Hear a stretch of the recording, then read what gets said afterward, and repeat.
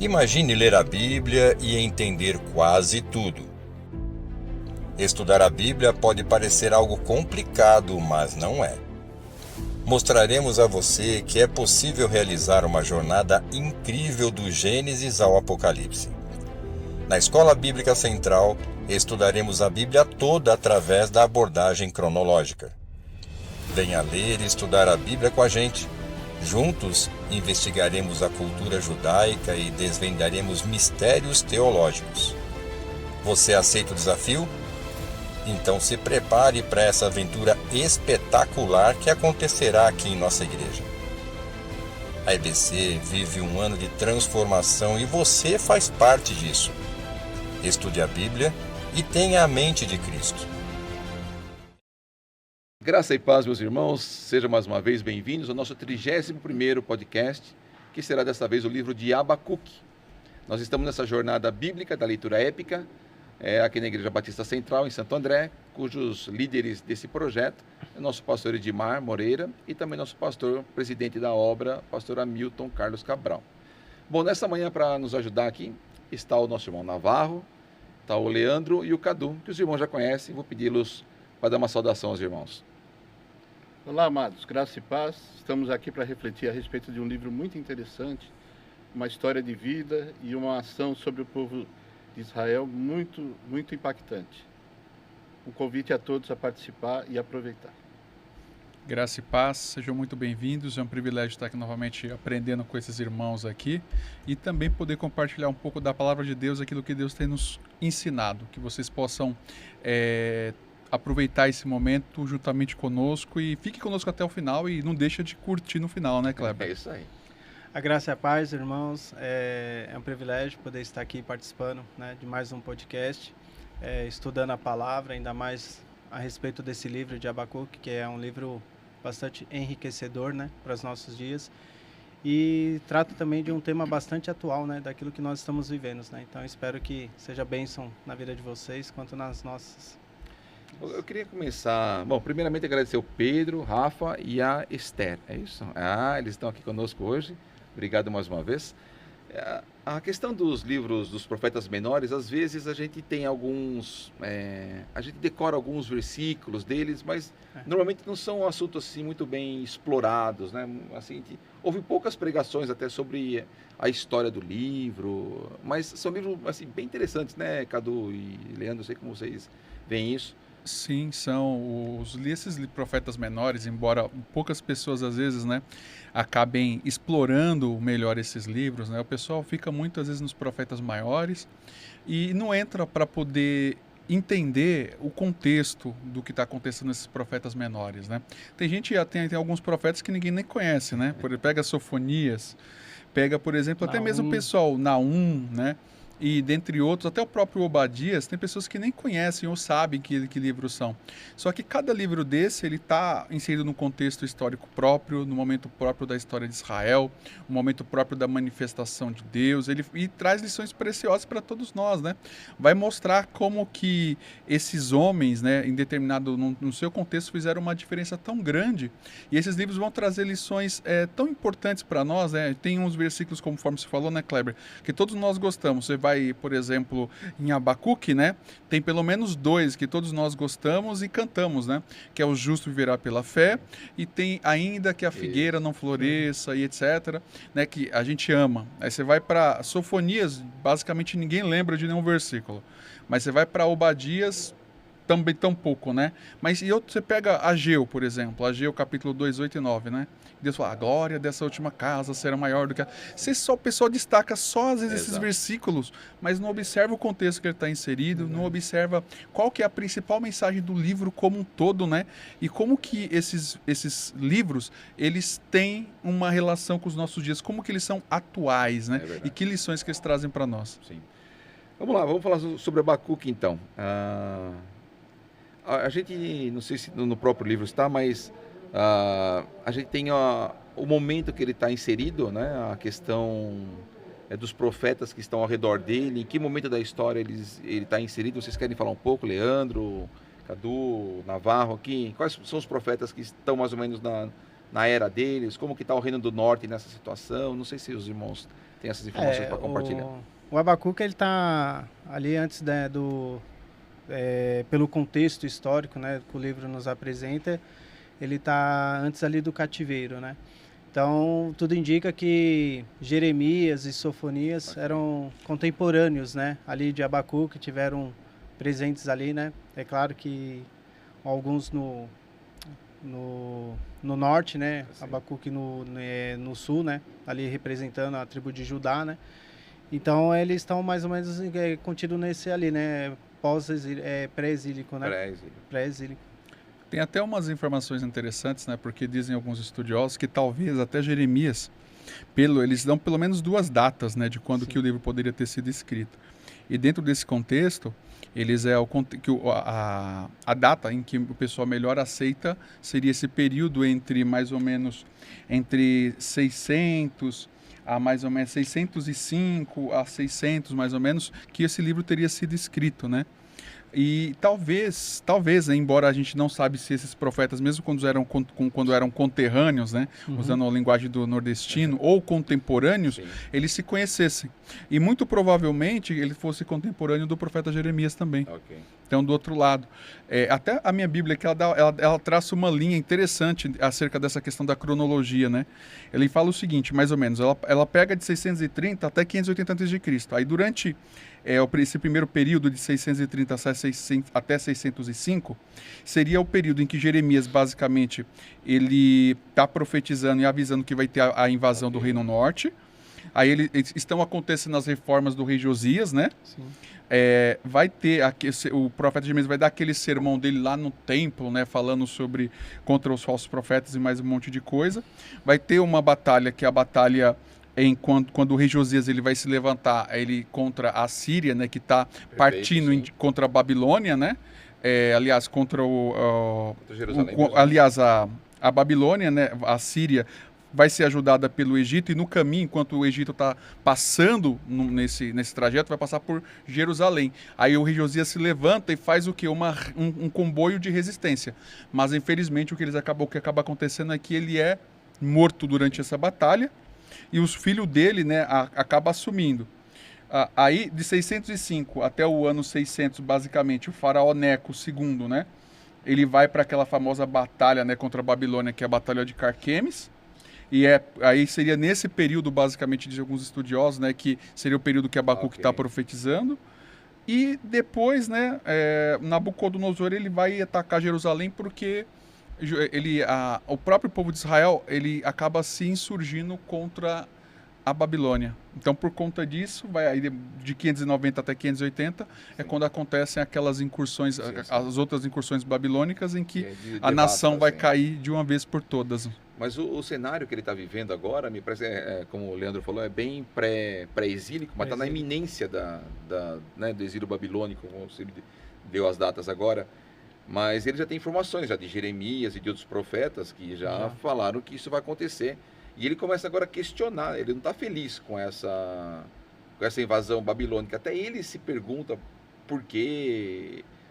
Não sei se é um momento de, não diria um descontentamento, ou até né, Navarro, assim, me parece que o profeta está reclamando, mas ele está questionando, que são coisas diferentes para mim, pelo menos, né? Não sei como os irmãos veem isso aí. Questionar é uma coisa, reclamar e murmurar é outra coisa diferente.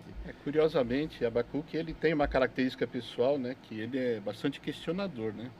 Isso acaba sendo uma marca, né, desse período. E ele, de uma maneira ousada, ele coloca perante Deus, né, os seus questionamentos e recebe a devida resposta, né? Até fazendo um paralelo, né, o Jó também foi, né, na história, também foi bastante questionador, né? Sim. Ele também questionou e recebeu a resposta, né? E é importante, nós temos essa liberdade perante Deus, talvez não com agressividade e tal, mas com bastante respeito e perseverança, de chegar em Deus, né? E pedir para Ele a direção, o que a gente poderia chamar, não é uma rebelião, Sim. esse questionamento, né? Mas é uma reflexão interessante, trazendo para os nossos dias bem oportuna. Sim, inclusive aproveitar pegando esse viés aí do que está sendo tratado, né? Quando a gente observa o cenário em que ele está inserido, né? A gente percebe que primeiro, né? Tinha acontecido uma reforma religiosa, né? Lembra que Josias ele havia encontrado o livro do Senhor perdido lá no templo, né? Então ele começou uma reforma. Essa reforma acontece cerca de 30 anos antes. Só que essa reforma, ela, com a morte de Josias, basicamente ela não foi profundo o suficiente para fazer com que a nação se arrependesse dos seus pecados e se voltasse totalmente para Deus. Nesse contexto todo, o que acontece? Assim que seu filho ele assume, o mais velho ele assumiu, aí ele acabou sendo disposto, aí o outro irmão vai assumir, né? Manassés vai assumir agora o trono, só que o Manassés ele é totalmente contrário, né? ele é totalmente entregue ao pecado. E o cenário que a nação se insere, qual que é? A gente percebe no próprio texto, no capítulo 1, versículo 2 a 4. Violência, injustiça, destruição. A corrupção é generalizada. Não há, quando a gente vai ler o texto, vai perceber que ele está indignado por conta da devassidão moral. Ele percebe que os irmãos, pais e filhos, marido e mulher, eles estão se vendendo por qualquer coisa, eles estão se traindo, eles estão se odiando. A corrupção, nos tribunais, não existe justiça para os mais pobres. Na verdade, a justiça é pervertida e ela é vendida para quem paga mais, né? Verdade. Isso não tem nada a ver com os nossos dias hoje, né? Nunca vimos isso. Nunca vimos nenhuma, né? isso, né? Os legisladores, né, aqueles que criam as leis, eles criam leis que favorecem aqueles que pagam, não todo o povo. Então, no contexto como todo esse, o profeta ele começa a pedir ajuda, ele começa a orar ao Senhor, perguntando por que tudo isso? Por que tudo isso? Por que isso está acontecendo? Por que não tem uma intervenção? Por que as coisas não mudam, né? E de quebra, eles estão vivendo um momento econômico, político-econômico mundial instável. Porque quem que era, a gente até falou na aula de Jonas, qual que era a principal potência dessa época? A Síria. Sim. A Síria, Tá que era crescendo, cruel, ela na verdade, dominava a terra de Ur, dominava a Babilônia, dominava o Egito, ela está ruindo. E agora começa a nascer basicamente existe vamos dizer, uma confederação de cidades ou estados, né, vamos dizer assim, encabeçadas pelo Nabucodonosor. É um nome muito complicado. Não é o Nabucodonosor, é o pai do Nabucodonosor, que é Nabucodonosor, se eu não estiver enganado, que é o nome dele. Ele forma uma coalização, ele e o Império e o pessoal e os Medos, para derrubar a Síria. E nisso o que acontece? Com essa instabilidade de poderes, existem crises econômicas que refletem diretamente para ajudar. Porque eles estavam sob domínio de nação estrangeira. Sim. Agora, num cenário como esse, de tanta injustiça, instabilidade econômica, política, o profeta fica totalmente aturdido, porque ele quer, o senhor não vai julgar aqui a nação? O senhor não vai intervir? O senhor não vai tratar? Aí até o versículo 4 aqui, quando nós lemos o capítulo 1, ele até, se a gente ler o versículo 4, ele diz assim, ó, por isso a lei é frouxa e o julgamento nunca se manifesta, pois o perverso se aproxima do justo e assim o julgamento prossegue errado. Esse é o cenário que ele está inserido. Ele começa a questionar, como o Navarro bem pontuou, isso não vai acontecer nada? Deus não vai intervir? Deus não vai agir? Deus não vai julgar? O que vai acontecer? É um cenário assim que tem muito a ver com os nossos dias, né?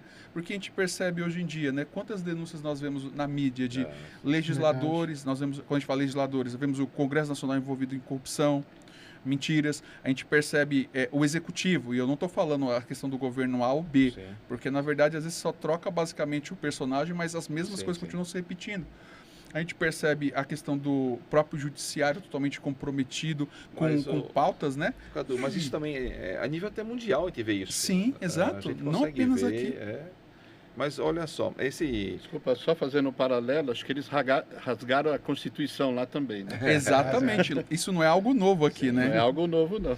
O interessante, assim, né, pra gente ter esse entendimento, né, compreender, porque, assim, o que eu vejo também em Abacuque é compaixão, cara. né? Porque ele olha para o povo, para a nação de Israel, né? Aí Deus abre os olhos dele, ele só vê corrupção, só vê injustiça, né? Então, de uma certa forma, ele acaba ficando indignado, né? E um pouco insatisfeito, né? Porque, poxa, onde Cria uma está ansiedade Deus enorme nessa dele, hora, né? né? Porque ele está vendo o povo sofrer, né? Mas é interessante, quando a gente volta lá para trás, né? Em 2 Crônicas 33 e 2 Reis 21, que é onde vai falar vai contar a história do reinado de Manassés, né? Então você vê, e a Bíblia fala, né, que Manassés fez pior do que os pagãos, né? Então você vê assim, e é por isso que eu falo, né? É um livro muito atual, né? Porque você vê hoje o que está acontecendo, né, no nosso país, as inversões de valores, né? As leis sendo afrouxadas, né? Então, é um texto muito atual. E hoje, se a gente olhar, o que a gente só vê ao nosso redor? Só injustiça, né? E às vezes a gente pergunta, e aí? Deus não vai fazer? Mas o interessante nessa história é que quando Deus começa... O que me chamou a atenção é que Deus, ele não responde às perguntas de Abacuque, né? Não da forma como ele queria. Mas Deus, ele mostra para Abacuque aquilo que vai acontecer, né? E é interessante que Abacuque, ainda assim, ele continua indignado, né? Porque o que Deus vai fazer? Deus vai levantar os babilônios, né?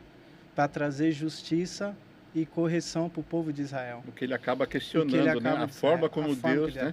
Está fazendo justiça. E um outro ponto, né? Porque quando a gente olha lá, às vezes a gente acaba se questionando, mas, poxa, Manassés não se arrependeu? Manassés não reconstruiu os altares? Houve arrependimento. Mas a grande lição que nesse livro é que um dos pontos fundamentais, né, é que Deus não tolera o pecado. Ainda assim, né, que houve arrependimento, que Manassés restaurou os altares, tudo, ainda assim Deus ia trazer as consequências, né? Então isso é uma grande lição para nós, né? Muitas vezes a gente acha que eu errei, Deus perdoa. Amém. Deus perdoa mesmo, né? A palavra fala, né, que Deus lança no mar do esquecimento, né? Mas o que eu aprendo com isso, cara, é que as consequências ainda assim elas vêm. Esse livro é curioso porque, embora ele seja considerado um profeta, está no meio dos livros proféticos, mas a gente não vê nenhuma profecia dele para o povo, ele entregando um recado para o povo. Ele, como autor do livro, ele só registra a visão que Deus deu para ele. As questões dele com o questionamento, Deus. A indignação, né? A gente não sabe exatamente como que era o relacionamento dele com o povo, diferente, né, que a gente vê nos livros de Ezequiel, Jeremias, Isaías. Parece mais um intercessor do que um profeta. Ele fala com Deus, né? E Deus fala com ele, né? Porque ele está intercedendo pelo povo mesmo, né? Acho que Ezequiel capítulo, acho que é 22, eu não me recordo agora, vai assim, procurei entre eles um homem, alguém que entrasse na brecha perante mim, para que eu não destruísse a terra, mas a ninguém encontrei. Eu não me lembro, acho que é Ezequiel 22, 30, eu não me lembro agora a referência correta. Mas o que Abacuque faz, Kleber, parece que é justamente isso. Porque ele está clamando a Deus, intercedendo pelo povo, né? E Deus fala com ele a favor, ele fala com Deus a favor do povo e Deus fala com ele em relação a isso, né? Deus fala o seguinte, olha, eu tô vendo o que está acontecendo. Eu estou vendo que, como Deus fala assim, olha, eu sei que essa maldade que está sendo praticada contra o meu povo, ela é grande. Deus não está indiferente. Deus não está indiferente, né? Mas assim, ainda não chegou o momento, porque vai chegar um determinado, o copo vai chegar até um determinado ponto que ele vai estar cheio, e a partir daqui eu vou julgar. E eu vou julgar com quem? Com os babilônios. Quem são os babilônios, né? Eles eram piores do que os assírios. Né? Quando a gente percebe, quando a gente vai para o capítulo de número 2, você vai perceber que a crueldade deles é pior, né? Eles, em 20 anos, basicamente, o pai de Nabucodonosor, ele dominou todo mundo antigo, em 20 anos. Né? Quando ele falece e Nabucodonosor assume, ele vai ser mais cruel do que o pai. Então, você fala, mas como que uma nação tão ruim vai ser um instrumento de Deus para ser usado, para aplicar o juízo ao povo de Deus? É difícil de entender. E isso dá um nó, né, na cabeça do profeta, né? Que ele questiona, Senhor, logo tu que é santo, né? Que odeia a perversidade, que odeia o pecado. E isso foge até do nosso entendimento, né? Que muitas vezes... Mas a realidade Deus usa quem Ele quer. Isso a que, forma que como ele mostra, quer, né? Porque, na verdade, quando a gente Deus tem a espera, maneira dele, né, de tratar, né? uma ação de Deus, a gente gera uma expectativa, né? É. E, de repente, não é da nossa maneira, né? É Sim. da maneira como Deus está tratando, né? É a soberania. É a soberania de O Deus. livro deixa claro uma coisa: Deus é soberano. As pessoas acham que uma nação ela cresce, ela se levanta, ela cai e etc. e se mantém no poder. Que, por exemplo, hoje quem domina o mundo é a nação X. Só que Deus é que domina e Deus pode usar as nações, mesmo os ímpios, né? Mesmo as nações mais perversas, para poder atingir seu propósito, né? Porque Deus continua tendo o controle total e absoluto da história, né? Daniel, acho que é no capítulo de número 2, isso fica bastante claro lá. Que é Deus que tem o controle da história. A história, Deus nunca perdeu o controle de nada, né? Então, por conta disso, aqui, quando a gente percebe Abacuque, Deus está dizendo assim, olha, eu vou usar essa nação. Eles acham, aí Deus começa a descrever no capítulo 2 como eles são. Eles são cruéis, eles são assim, eles são assados. Eles dizem ainda, o próprio Deus fala, que a força deles é o seu Deus. Eles, você vê o nível e a petulância que eles têm. Só que Deus vai usar eles como se fosse marionetes para poder realizar a sua vontade. Não porque Deus tem prazer em ver o mal, em fazer o mal, né? Mas justamente pelo fato deles, para mostrar que Deus está no controle das coisas. E esse livro, assim, ele é tão extraordinário, né, o Kleber, porque da mesma forma que essa mensagem que Deus trouxe para Abacuque trouxe conforto, se a gente analisar trazendo para os dias de hoje, a gente também tem que sentir esse conforto, né? Porque a gente está vendo o que está acontecendo, não está fácil para ninguém, tanta injustiça, mas é essa mensagem que Deus está trazendo ao nosso coração. Olha, fica calmo, eu estou no controle, eu estou vendo, né? Porque eu vejo muitas pessoas que não acreditam nisso, né? Tipo assim, poxa, mas o governo X está lá, Deus não está vendo, Deus não né? está vendo. Por que Deus permite? Então, e eu vejo assim que tem muitas pessoas hoje em dia que têm essa dificuldade, né? Porque eu creio dessa forma, né? Que Deus, ele coloca no poder quem ele quer, tanto para o bem quanto para o mal, né? Mas eu entendo dessa forma por quê? Porque Deus usa tudo isso para cumprir a palavra dele, né? Mas olha só, fazendo uma retrospectiva um pouco, me corrijam se eu estiver errado, por favor. Fazendo uma retrospectiva do povo, a gente vê que eles foram lá para o Egito, lá nos dias de José, e a Bíblia não fala que eles foram cativos porque eles fizeram coisas erradas, mas me parece que a Bíblia dá a dica de que alguém assumiu o poder, alguém que não conhecia José, e foi escravizando o povo porque eles ficaram grandes, e não porque eles foram se afastando das coisas de Deus. Me parece que a ênfase da Bíblia está para isso. É que pelo número deles, eles acabaram representando uma ameaça, né? E aí a Bíblia fala que os novos eles, governantes, eles pediram a Deus que mudasse aquela situação deles. E Deus levantou Moisés e tirou eles do Egito. Mas a partir daí o povo começa a se perder. Você percebe que os 400 anos que ficaram no Egito, aparentemente, né, lógico que eles foram aculturados pelo Egito, mas me parece que a visão ainda de um Deus eterno que toma conta do povo, que eles são um povo escolhido e tal, ainda permanece neles. Mas a partir daí que eles estão livres, agora eles começam então a agir por si só. Parece que eles... E Deus vai tentando cuidar deles de uma certa forma, deixa eles 40 anos no deserto para eliminar uma geração que murmura. E teoricamente ele já deu uma filtrada na turma. Vai entrando agora na Terra Prometida um povo já filtrado, já deu uma... Mas esse povo só vai criando caso com Deus, né? Como você vê isso, Cadu? Ele só vai pisando na bola, chega uma hora que assim, não só os líderes, mas a nação inteira tá corrompida, já não adianta mais trocar o rei, porque o negócio já desandou, está enraizado de uma tal inteiro, forma, né? A gente volta para Deuteronômio, né? Deuteronômio, eu acho que é um dos livros do Antigo Testamento, principalmente do Pentateuco, que para a gente poder entender todos os livros proféticos, tem que ser lido. Porque lá Deus fala o que vai acontecer por conta que eles vão escolher reis, vai falar o que vai acontecer quando eles entrarem na terra e vai dar uma série de diretrizes para eles. E o que acaba acontecendo, e isso não acontecia só lá, né? Acontece hoje conosco, é que assim, Deus fala 1 tonelada para nós. A gente tem uma Bíblia aqui gigante na nossa frente, né? E o que acontece é que, na primeira oportunidade, a gente se desvia. E isso que aconteceu com o povo de Israel lá atrás também. Porque Deus envia profetas, eles têm a mensagem de Deus, eles têm a palavra do Senhor, tem as orientações, mas essa inclinação para fazer o mal e essa disposição que o homem, na verdade, que ele às vezes se dispõe a fazer o próprio mal, faz com que o povo se desvie de Deus. Até que chegando, e ele começa a mergulhar de uma tal forma no pecado, porque conforme diz, tem um salmo que diz que um abismo chama outro abismo, né? Ou seja, você vai se entregando de uma tal forma aquilo que é errado, a fazer aquilo que não agrada a Deus, que daqui a pouco você está tão mergulhado que se torna algo tão rotineiro e prazeroso, né? Que você consegue ter a voz fina de Jacó e as mãos peludas de Esaú ao mesmo tempo, né? Então você consegue ser dois personagens que aparentemente são totalmente antagônicos e contrários. Então, o mesmo lábio, conforme usando a linguagem de Jesus, o mesmo lábio que profere louvores a Deus é o que amaldiçoa o irmão que está do lado, né? Então,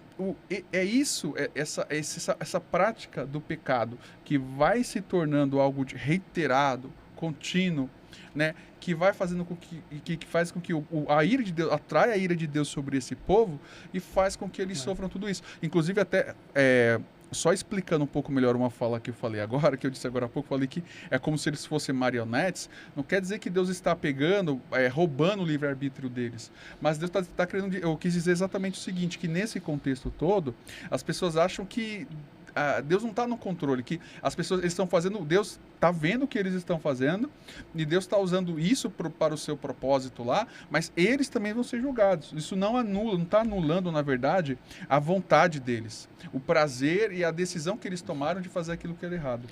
E assim, né, o Cadu falou de Deuteronômio, né, mas em Levíticos, capítulo 20 também, ali Deus já dá a instrução também, né? Que haveria um castigo pela desobediência, né? Mas respondendo a sua pergunta é interessante porque lá em Gênesis, se não me engano, acho que Deus já fala isso para Abraão, né? Que a nação que a partir dele ia para o Egito, ia ser escravizado lá, mas que depois Deus ia tirar, né? Então você vê que Deus ele já vem trazendo essa revelação, né? Já vem alertando. Já vem alertando, né? Mas é que nem a gente estava conversando ontem, né? Que a história se repete, né? Então, muitas vezes, nós também somos esse povo desobediente, né? Mas voltando aqui no livro de Abacuque, vou fazer o papel do profeta agora, vocês se virem para explicar. Deus poderia, Deus é soberano, como o Cadu falou, e podia fazer do jeito que ele quisesse, da forma que quisesse. Mas ele resolve pegar a nação, né, primeiro a Síria, para julgar o povo do norte, destrói o povo do norte, acaba com tudo.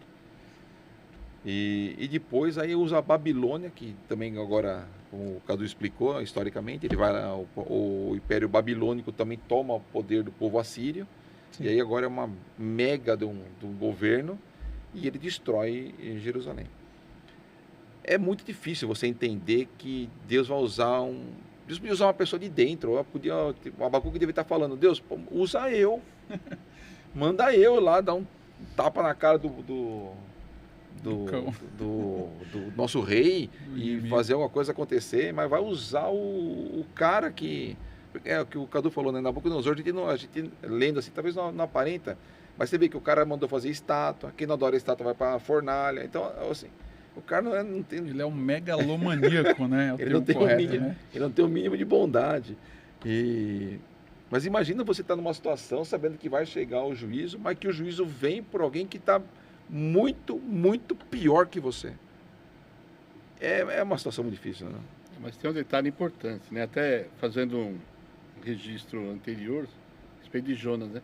Deus conhece a natureza humana, né? Às vezes ele delega uma responsabilidade para o profeta e ele foge da responsabilidade. Talvez não seja o caso de Abacuque, né? Ele estava numa posição de questionamento aqui, até de intercessão, que nós já vimos aí. Mas muitas vezes falta para nós, né, assim, contextualizando, a fé de que Deus está no controle e aceitar que Ele tem os seus próprios métodos, né? Porque isso é super importante. Como teve uma pregação esses dias, o pastor Hamilton falou que o milagre ele acontece dentro da tempestade, né? Ele não te livra da tempestade, né? Ele vai deixar que isso aconteça e depois ele vai agir, ele vai se manifestar. Então tem que ter a fé e acreditar que Deus está no comando e ele tem os seus próprios métodos.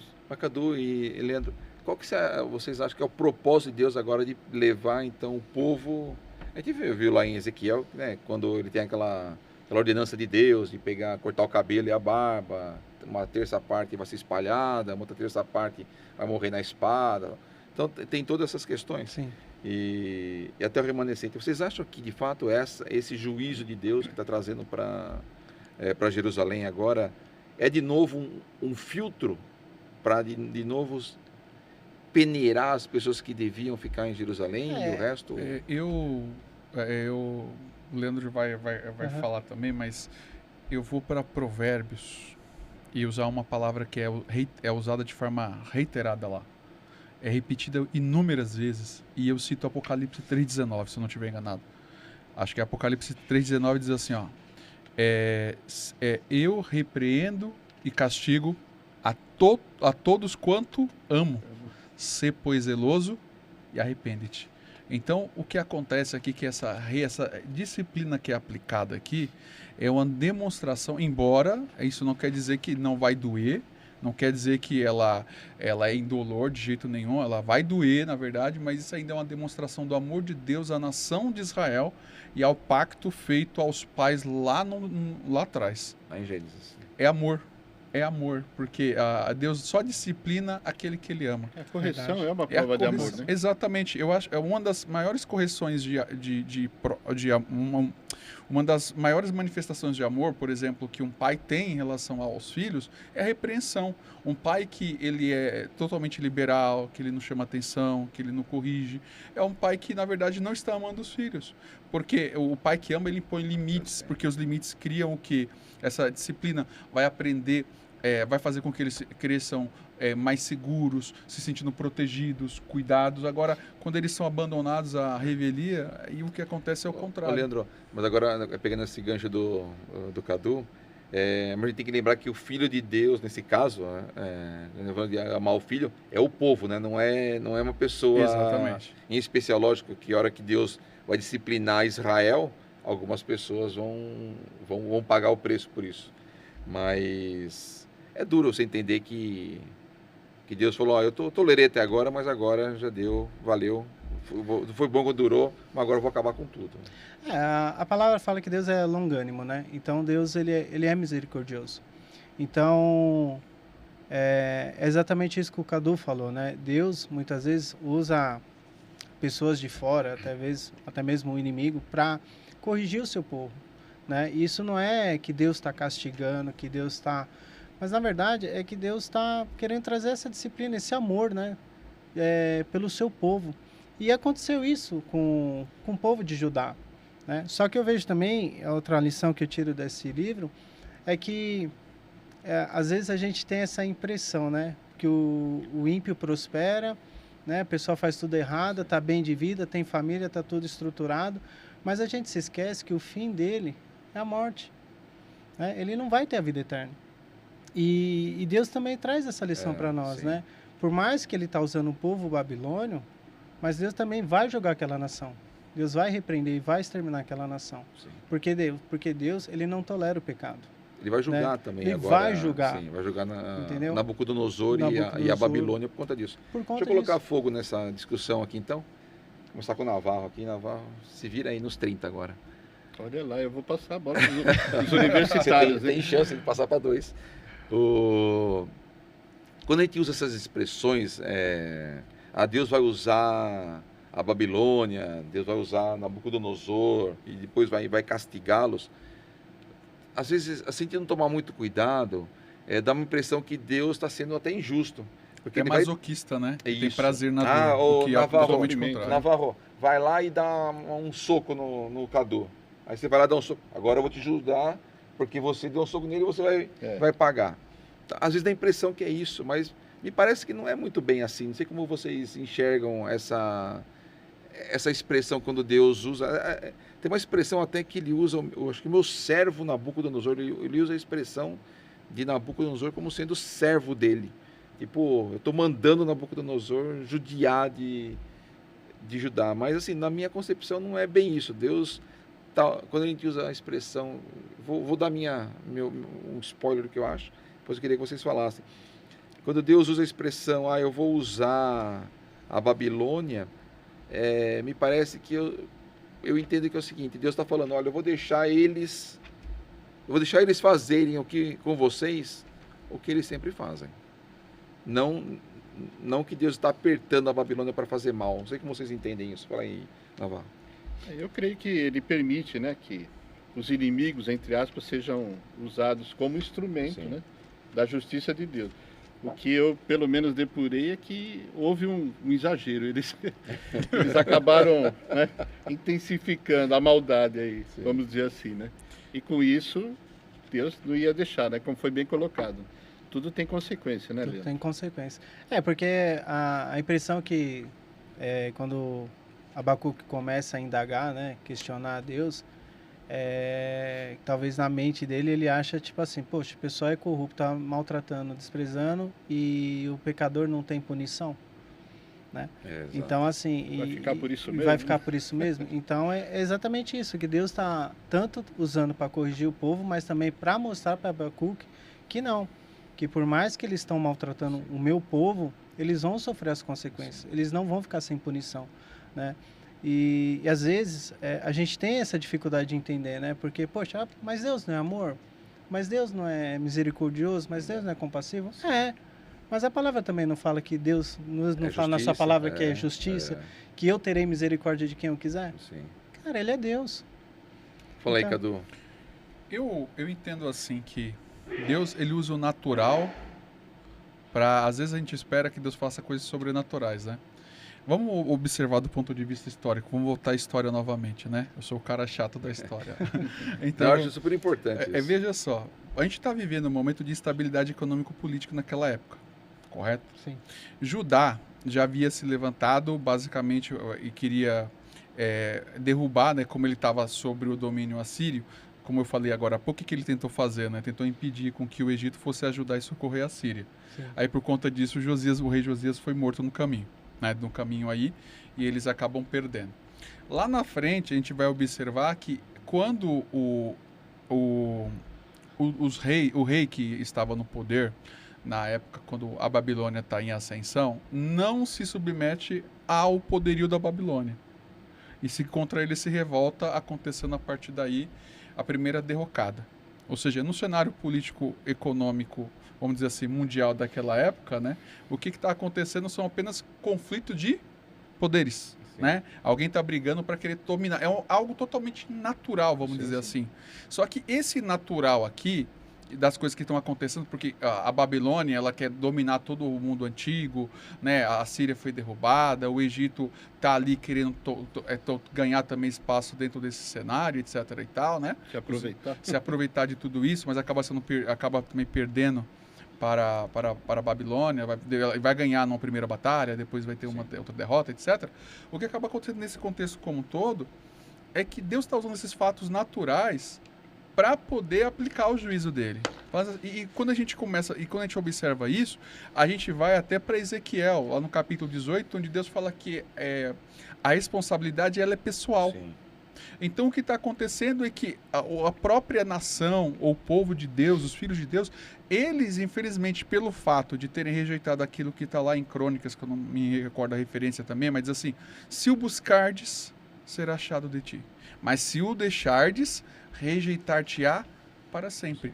A consequência natural dos atos, dos pecados daquela nação, agora eles vão começar a sofrer. Gálatas 6:10. 6:8. Não vos enganeis, de Deus não se zomba. Aquilo que o homem plantar, certamente ele ceifará, ele vai colher. Então eles estão colhendo tudo isso. E Deus está usando esses fatos naturais para poder mostrar, tá vendo? Olha o que está acontecendo. Então, na verdade, não é a própria semeadura do que foi plantado, porque como o Leandro falou, Deus é longânimo. Deus enviou profetas. Jeremias, eu gosto muito dessa expressão em Jeremias que se repete por várias vezes, que é, olha, de madrugada enviei os profetas, madrugando eu os enviei, mostrando o quê?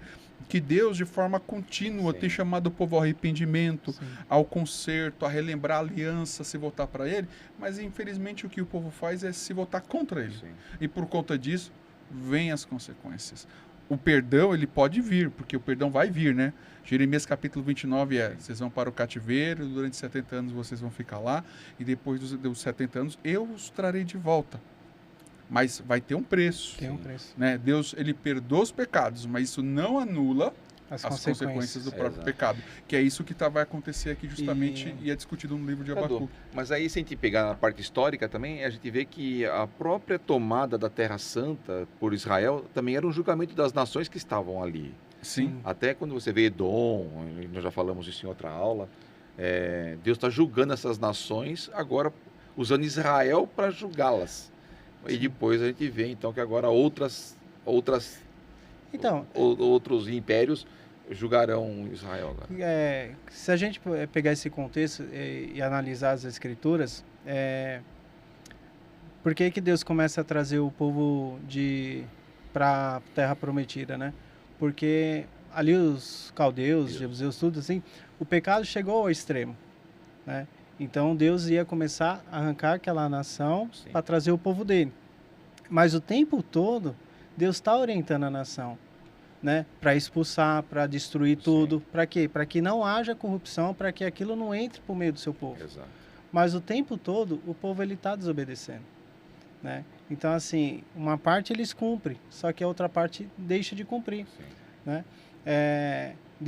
Saul tinha tudo para dar certo. Mas por que não deu certo? A desobediência, né? Então, assim... Ele colocou o sacrifício na frente da obediência. Não dá para obedecer 80%. Né? Sim, ser integral, né? Exato. Acho que a grande dificuldade é assim, Deus, ele quer o quê? Uma obediência radical, cara. É isso que Deus quer de nós. Não é o quanto você conhece da palavra, o quanto você tem de recurso. Sim. O que importa para Deus é o seu coração e a sua obediência, o quanto você está disposto a obedecer. Né? E se a gente olha para a palavra de Gênesis, Apocalipse, o tempo todo Deus está ensinando isso para nós, né? A questão da obediência, a questão da renúncia, da entrega, não é verdade? Da Então, confiança. da confiança. Exato. E é isso que ele está ensinando também para Abacuque, né? Por mais que ele está usando todos os babilônios, tirando para trazer a punição, mas Deus está querendo mostrar isso, a confiança, né? O que Deus quer de nós é uma dependência, né? O problema é que, geralmente, né, às vezes a gente só entrega 80%, 90% e nunca 100%, né? E essa falha aí, essa falha é severa, porque se nós voltarmos um pouquinho no tempo, não me recordo qual é o salmo que diz assim, orai pela paz em Jerusalém, porque na paz da cidade vocês também terão paz, né? E o que isso se refere, né? Se a gente olhar, a gente analisar e fazer uma aplicação, né? Uma extensão disso. Israel tinha um papel de ser luz para as nações. Eles eram sacerdotes também. Eles eram, era uma nação sacerdotal que foi chamada para levar, para mostrar o Deus dele para as demais nações. E o que acontece? Eles falham nisso. Eles não se tornam uma luz para as demais nações, né, Navarra? E por conta disso, por conta deles não iluminarem, levarem porque quando a gente começa a ler o livro de Reis, os livros de Reis e Crônicas, a gente vai perceber que quando o povo está voltado para Deus, tem o quê? Tem paz, tem prosperidade, o povo cresce, tem tranquilidade, não tem guerra. Mas à medida em que eles começam a mergulhar no pecado, tudo isso começa a vir. Então, como eles falham em influenciar, em salgar todo o contexto que eles estão inseridos, eles começam a sofrer as consequências disso. Ou seja, então, por conta disso, que a maldade, vamos dizer assim, das outras nações vai aumentando, porque a gente só está voltado dentro da nossa redoma de vidro aqui, e aí, a partir daí, eles começam também a sofrer os reflexos disso. Isso a gente percebe hoje na igreja atual, dentro do cenário mundial, né? Sim. A gente percebe isso, a falta de, às vezes, a igreja não, ela ter o sabor que ela deveria ter, ou dela manifestar, ser a luz que ela deveria ser, ela faz com que, infelizmente, ela acabe sofrendo as consequências de não ser o que ela foi chamada para ser, né? E é interessante. Desculpa. Não, pode falar. A grande missão nossa é o ID, né? Sim. E quando a igreja ela volta para si própria, né? ela fica nessa redoma, né? Ela fica se protegendo e não cumpre a vontade de Deus. Então é um ambiente extremamente perigoso. Muito. E pegando esse gancho que o Cadu estava falando, né, dos Salmos, eu vejo assim, pelo cenário que a gente está vivendo, né, eu acho que é uma questão assim que nós, quando falo nós, igreja no geral, nós falhamos muito. Porque em 2 Timóteo, 1 Timóteo 2:1, Deus ensina, né? O profeta está falando, né? Em primeiro lugar, recomendo-se que sejam feitas petições, orações, intercessões e ações de graças em favor de todos, em favor dos reis e de todos que exercem autoridade, para que tenham uma vida pacífica e tranquila, caracterizada por devoção e dignidade, né? Então, e lá atrás, Deus ensina isso, né? Ali no Antigo Testamento tem um outro texto também que fala, que é justamente quando Deus traz o povo para o cativeiro, e Deus fala para orar pelas autoridades, né? Para que tenham paz naquele lugar. Então você vê que às vezes a gente falha até nisso, né?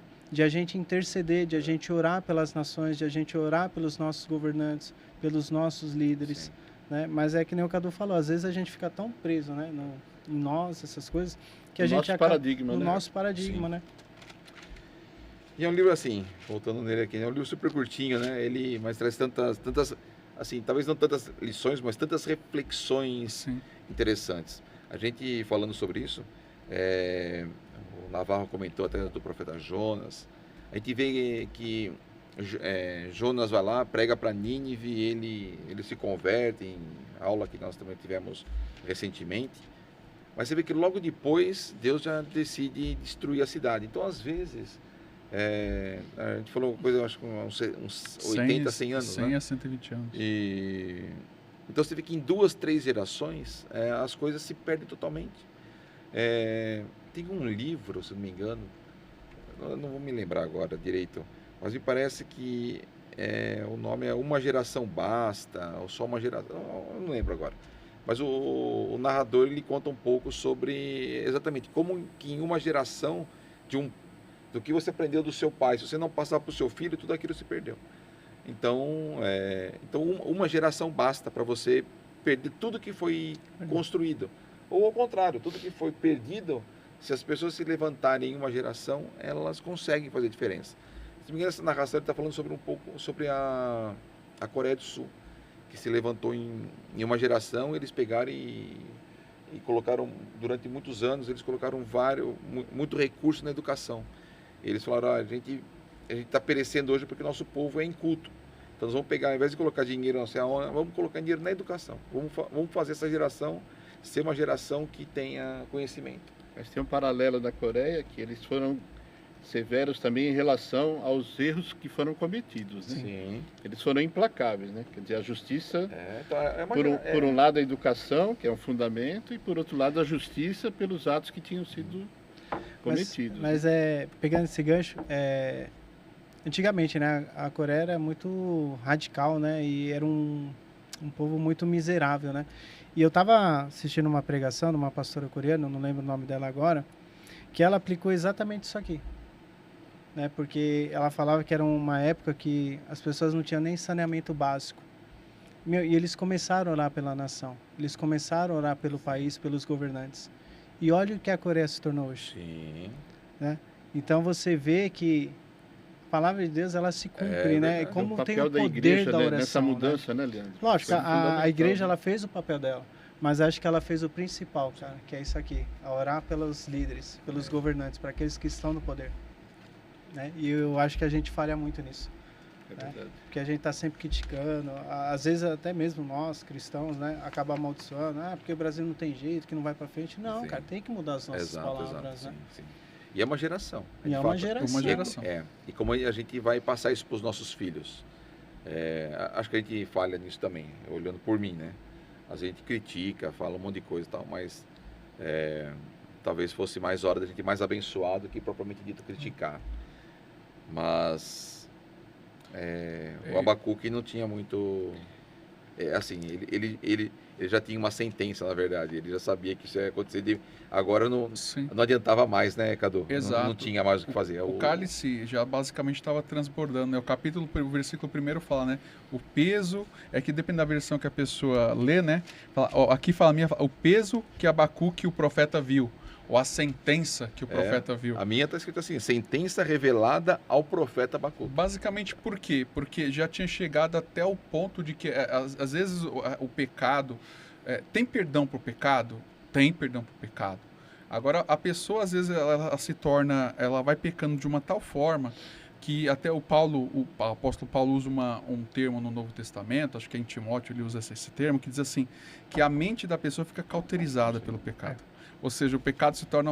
Ele peca, ciente que aquilo é pecado, ele sabe que aquilo é pecado, ele tem prazer naquilo e não se envergonha, ele não se arrepende, ele perde a capacidade de se arrepender, gente. Sabe o que é isso? Assim, dá medo só de falar uma coisa dessa. A pessoa perde a capacidade de se arrepender. A pessoa fica alienada, né? Fica totalmente Ela fica escrava alienada. do pecado. O que acontece, a gente percebe vários exemplos na Bíblia disso. Você percebe o próprio... o faraó lá no Egito, ele tem um prazer tão grande na crueldade, na maldade, que Deus fala assim, ele não quer voltar atrás para se arrepender. Então, tá tudo bem, eu te dou até um empurrãozinho no seu propósito, no seu objetivo. E isso aí, Cadu, sabe o que é? É a iniquidade. Isso que é iniquidade, né?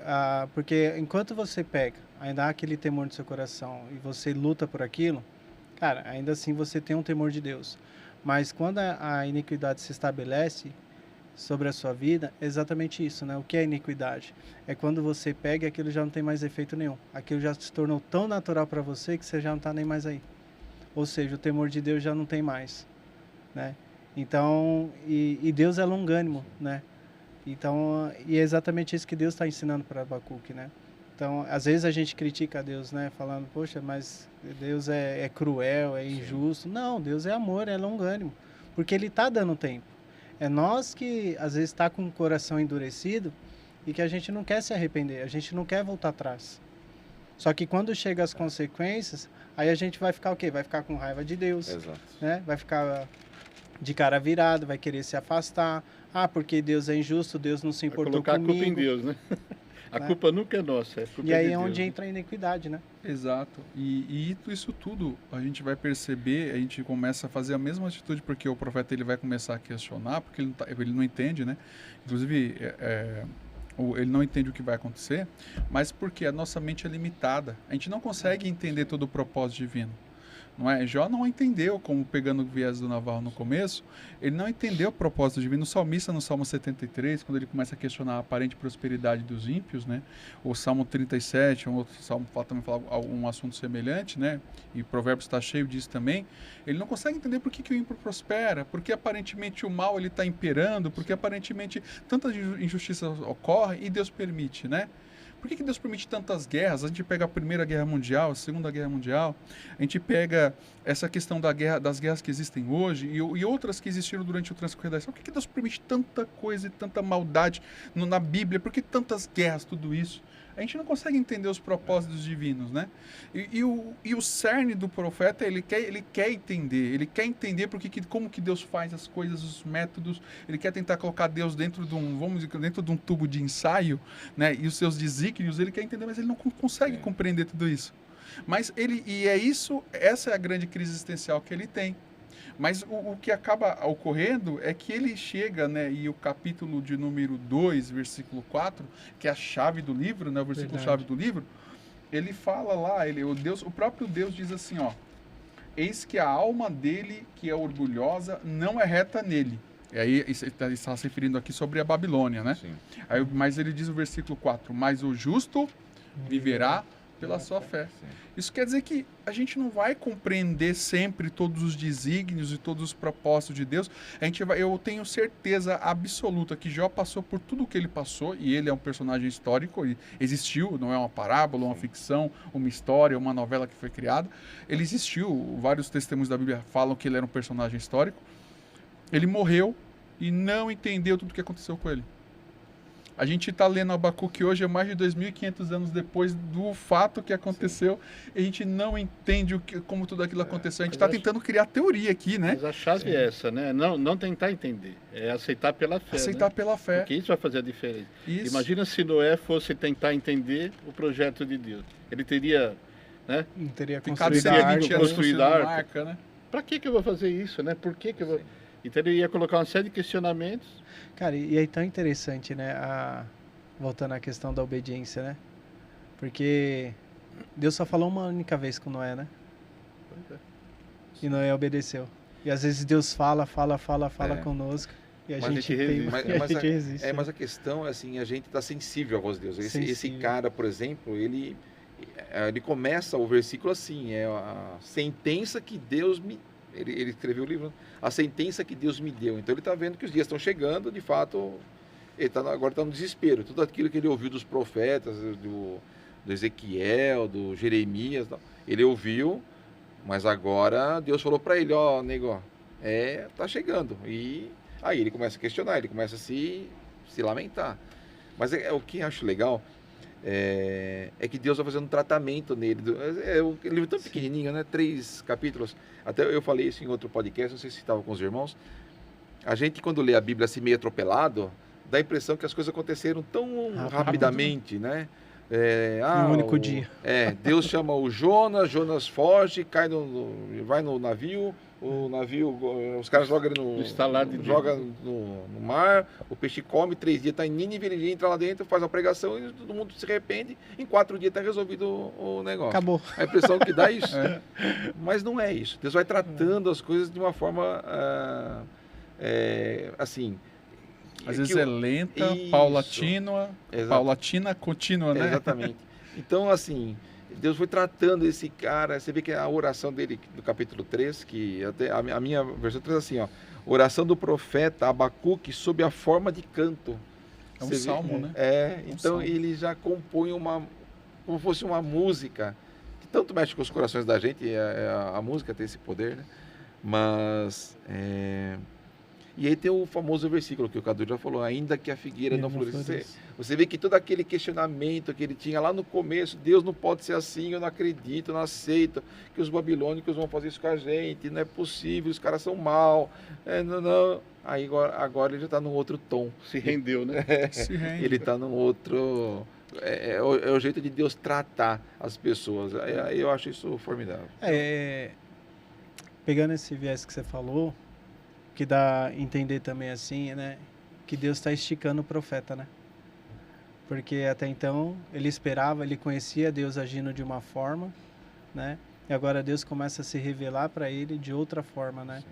E aí ele começa, né? Ouvi a teu respeito, Senhor, e estou maravilhado com as tuas obras.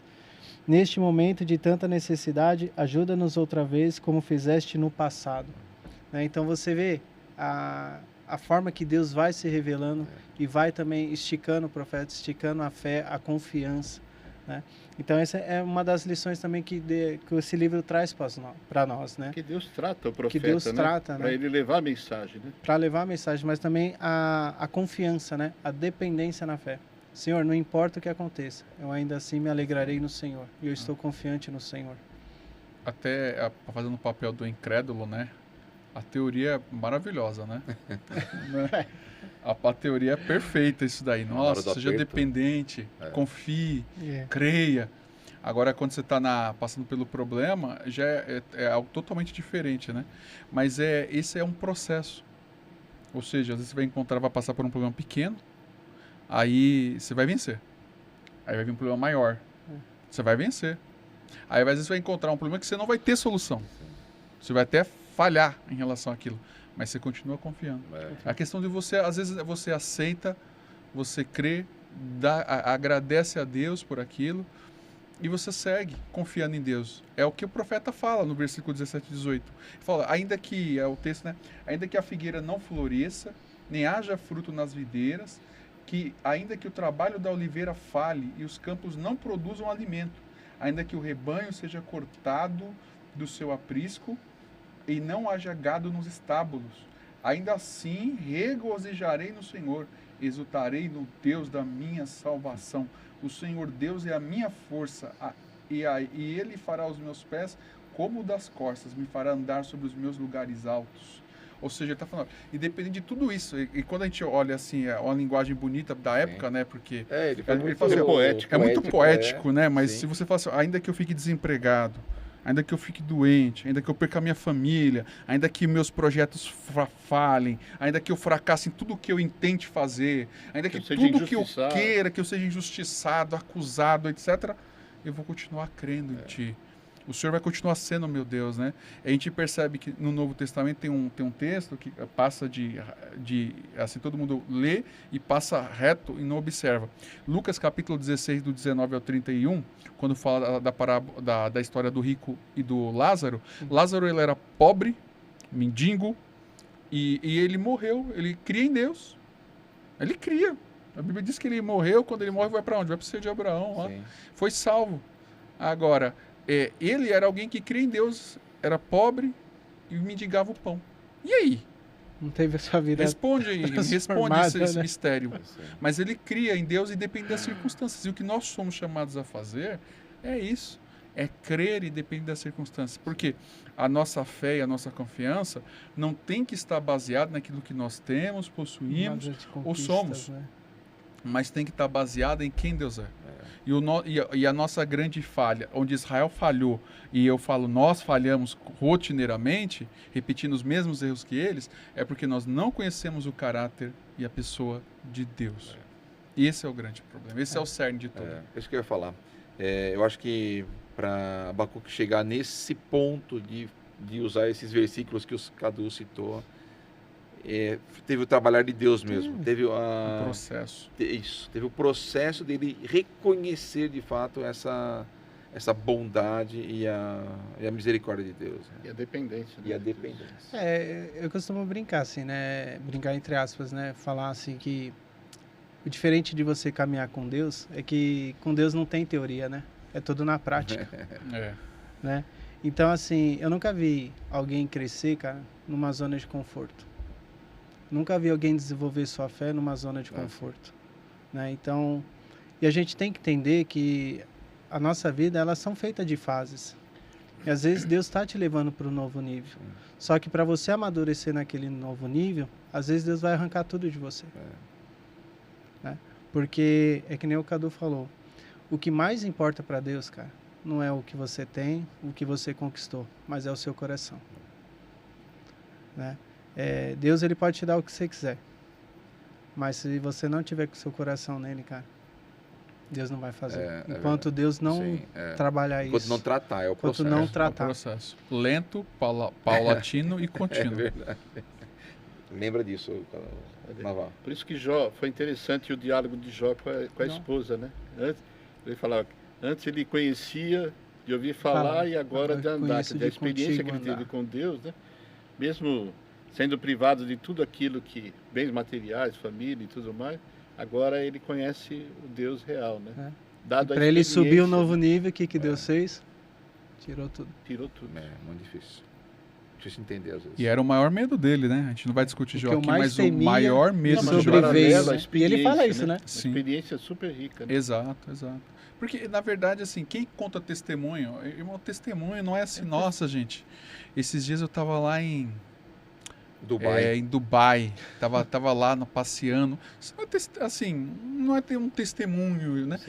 Mas qual é o testemunho, na verdade? Como é que a gente consegue ter experiências com Deus? Não, eu tô em Dubai lá. Deus pode levar as pessoas para qualquer lugar que elas quiserem. Eu não tô ridicularizando e nem menosprezando isso. Estou dizendo isso. Sim. Mas eu estou dizendo assim que esse crescimento, que as grandes experiências que nós temos é quando nós somos tensionados, né? Na verdade, eu vejo a fé, para mim, isso eu aprendi há muitos anos atrás, que a fé é como uma mola propulsora. Já viu o amortecedor do carro? Para que serve o amortecedor do carro, Kleber? Ele para compensar os buracos. Absorve impacto. Exatamente. Exato. E a mola, tem uma mola ali que faz isso. Então, justamente a fé é isso. Nessa aula. A fé faz isso. A fé, quanto mais ela é tensionada, ela vai nos impulsionar para frente. Isso é a grande questão. O grande problema é que a gente não quer que a fé seja tensionada, né? A gente não quer que passar por um problema, por uma dificuldade. E na verdade, assim, os maiores testemunhos que nós temos de vida as maiores experiências foram nesses momentos em que, e de crise, a semelhança do profeta aqui, Sim. em que a gente não entendia as coisas que estavam acontecendo, buscava a graça e a misericórdia, aí daqui a pouco Deus nos fez triunfar, ou quem sabe falhamos em algum deles, mas aprendemos a lição importante e estamos aqui para contar história e contar o testemunho daquilo que Deus fez. Mas acho que vale a gente deixar claro que isso não tem a ver a questão da salvação, né? Mas se você quer conhecer a Deus, cara, o quanto você está disposto a renunciar? Sim. Com Né? certeza. A sua entrega, né?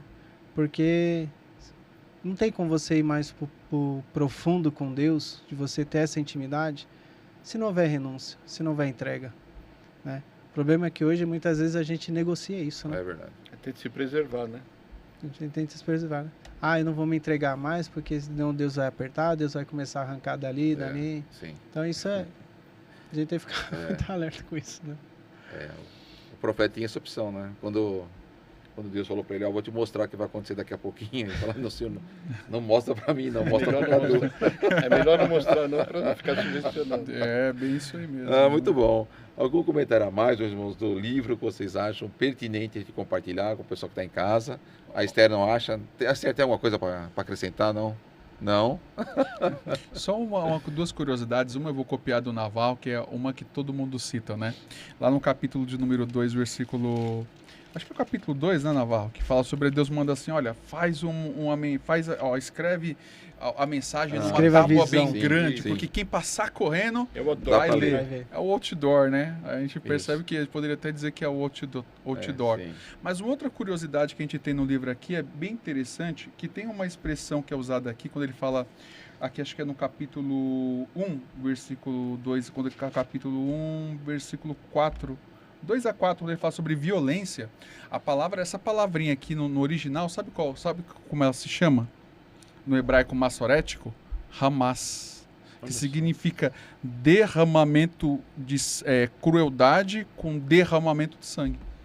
Aí vocês lembram de alguma coisa, né? Eu não estou fazendo apologia a ninguém, né? É uma curiosidade interessante que nós temos em Abacuque. Um outro detalhe aí é que o livro não fala muito do profeta, né? Não fala quase nada. Não fala quase nada, mas talvez pelo fato de ele ser identificado 2 vezes no livro como profeta, alguns estudiosos dizem que talvez ele fosse um profeta muito conhecido entre os seus contemporâneos, né? Na sociedade que ele viveu. Assim, dentro dos livros, a gente tem os livros proféticos aqui na Bíblia, mas nem todos os profetas escreveram livros. Sim. Então existiam muitos outros profetas também. Sim, exatamente. E nem tudo que está no livro foi toda a vida dele. Ele escolheu alguma coisa para um extrato, né? Isso. Como a sua melhor experiência, como o seu melhor momento. Mas é evidente, seu ministério deve ter sido muito maior, que nem o próprio profeta Jonas. Sim. O Jonas não teve só uma intervenção de ir lá em Nínive pregar, ele deve ter tido outras experiências também. Então, eu acredito nisso também, que deva ser uma pessoa muito... Até pela forma assim, bem bacana que ele escreve o livro. Alguém disse que ele era talvez vinculado até à questão do serviço do templo, né? Porque ele escreve um salmo, né? Basicamente, o capítulo 3 é um salmo, lindo, né? É um louvor, né? É um louvor. É um louvor. E o próprio nome dele, né? Porque o nome dele, dizem alguns estudiosos, que no hebraico, né? Também no hebraico massorético, né? Que significava abraço. Então, porque ele literalmente ele abraça a nação, né? Ele intercede pela nação, pela nação para o Senhor, né? Então, é um nome assim que são as curiosidades aí muito do bom, livro, né? Muito bem oportuno. Então tá bom, meus irmãos. Obrigado mais uma vez aqui pela paciência de vocês, de me tolerarem. E para a gente poder estudar é muito legal. A gente quero convidar os irmãos que estão nos acompanhando, que acompanhem também a aula. A aula vai estar disponível pelo YouTube também. Será a aula 31, os irmãos procurem lá, é 31, aula de Abacuque. E também tem o Sexta On de ontem, que a gente falou um pouco sobre a igreja. Também tem o assunto, a importância da igreja. Pastores Edmar e Anselmo, né, Pedro? Fizeram esse podcast. Acho que é bem interessante também os irmãos poderem dar uma olhada aí para ver isso. E na aula a gente vai abordar os negócios bem legais, né, Cadu? Não perca não, viu? Acho que os irmãos que forem lá, acho que vão aprender bastante e vão se divertir um pouco conosco também, né? Então tá bom. Considerações finais, Navarro? Eu gostaria de dar um depoimento, que é uma grande surpresa, né? Às vezes a gente Eles são intitulados como profetas menores, né? Mas existe uma grandiosidade nesses textos, nessas reflexões. Então, é um convite aos amados a mergulhar um pouquinho também nos profetas menores, porque vão enriquecer a nossa fé, o nosso aprendizado, a nossa carreira cristã. Cadu. Recomendo vocês a fazerem uma leitura, não vão gastar nem meia horinha para ler o livro, leiam, né? Guarda, anota esse versículo aí e que Deus dê graça para que você possa vivê-lo todos os dias da sua vida, assim como eu tenho eu e todos os irmãos que têm se esforçado para poder viver também essa grande verdade de crer em Deus, independente das circunstâncias. Quero agradecer também por estar aqui mais uma vez participando e que os irmãos tenham essa fome pela palavra, né? Não só o livro de Abacuque, mas procure se debruçar em cima da palavra, porque é onde Deus revela os seus propósitos, os desejos, aquilo que Ele tem para as nossas vidas, né? Aquilo que Ele quer de nós. Então, que os irmãos possam, meu desejo é que venha essa fome, essa sede cada vez mais de ter esse conhecimento pela palavra de Deus. Muito bom. Obrigado mais uma vez, meus irmãos que estão nos acompanhando. Muito obrigado, Pedro, Rafa e Esther. Obrigado pela audiência e pelo trabalho. Deus abençoe você. Nos encontramos na Escola Bíblica Central, todo domingo, às 9 horas da manhã, aqui na Avenida Industrial, número 2234, em Santo André. Deus abençoe. Muito obrigado pela sua audiência.